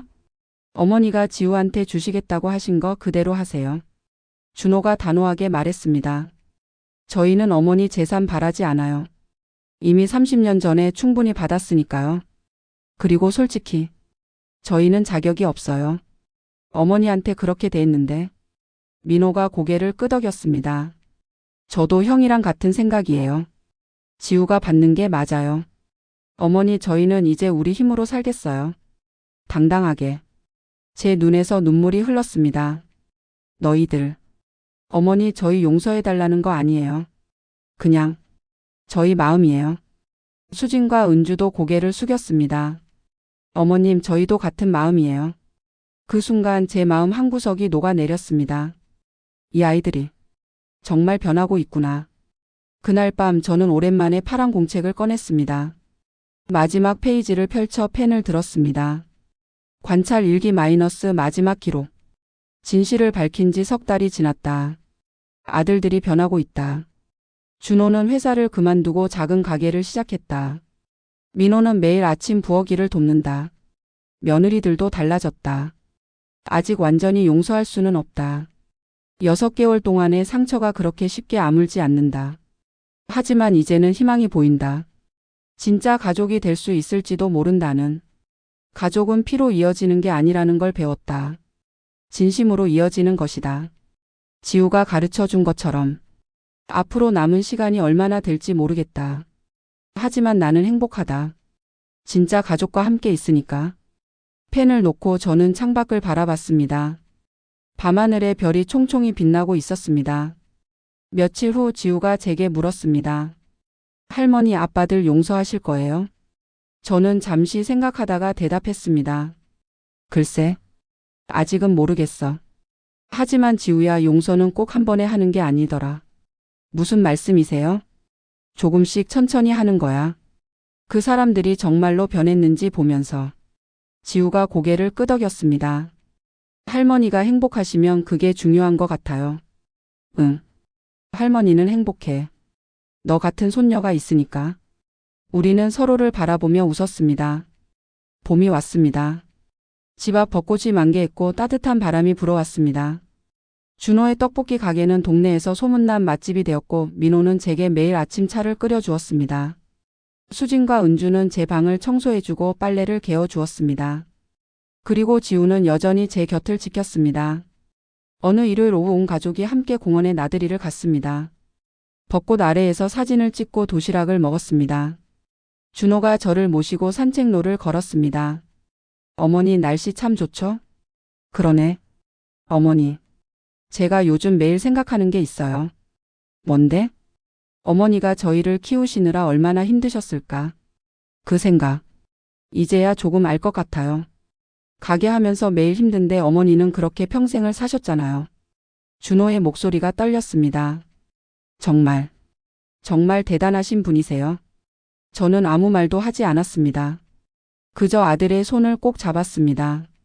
아직은 용서라는 말을 할 수 없지만 이 순간은 나쁘지 않구나. 저녁 무렵 집으로 돌아와 거실에 앉았습니다. 온 가족이 텔레비전을 보며 웃고 있었습니다. 지우는 제 옆에 앉아 머리를 제 어깨에 기댔습니다. 할머니 오늘 재밌었어요. 그래. 할머니도. 할머니 사랑해요. 나도 사랑해 지우야. 민호가 부엌에서 과일을 깎아 가져왔습니다. 어머니 드세요. 준호가 담요를 가져다 제 무릎에 덮어 주었습니다. 어머니 추우시면 안 돼요. 수진과 은주가 차를 끓여왔습니다. 어머님 따뜻하게 드세요. 저는 그들을 하나하나 바라봤습니다. 이게 가족이구나. 완벽하지는 않지만 그래서 더 진짜 같은 가족. 서로 상처 주고 아파하고 그래도 다시 일어나려고 노력하는 가족. 그날 밤 저는 파란 공책을 서랍 깊숙이 넣었습니다. 이제 더 이상 관찰 일기를 쓸 필요가 없었습니다. 대신 침대에 누워 천장을 바라보며 생각했습니다. 75년을 살았구나. 힘든 일도 많았고 아픈 기억도 많았습니다. 하지만 나쁜 것만은 아니었습니다. 가족의 진짜 의미를 깨달았으니까요. 가족은 피가 아니라 마음으로 이어지는 것이다. 그 진리를 이제야 알게 되었습니다. 창밖으로 달빛이 들어왔습니다. 따뜻하고 부드러운 빛이었습니다. 저는 눈을 감으며 중얼거렸습니다. 고마워요. 지우야, 준호야, 민호야. 모두. 그리고 평화롭게 잠들었습니다. 에필로그. 1년 후. 제 76세 생신날. 온 가족이 모였고 이번에는 정말로 축하하는 자리였습니다. 준호의 가게는 체인점이 될 정도로 성공했고 민호는 제게 매일 감사하다고 말했습니다. 지우는 대학에 합격했고 제가 남긴 재산으로 학비 걱정 없이 공부할 수 있게 되었습니다. 케이크에 촛불을 켜고 모두가 생일 축하 노래를 불렀습니다. 준호가 조심스럽게 물었습니다. 어머니, 소원 빌으세요. 저는 눈을 감고 생각했습니다. 내 소원은? 촛불을 끄고 눈을 떴습니다. 엄마 소원은 하나야. 뭔데요, 어머니? 우리 가족이 계속 이렇게 함께 있는 거. 모두가 웃었습니다. 그리고 저도 웃었습니다. 진심으로. 행복하게.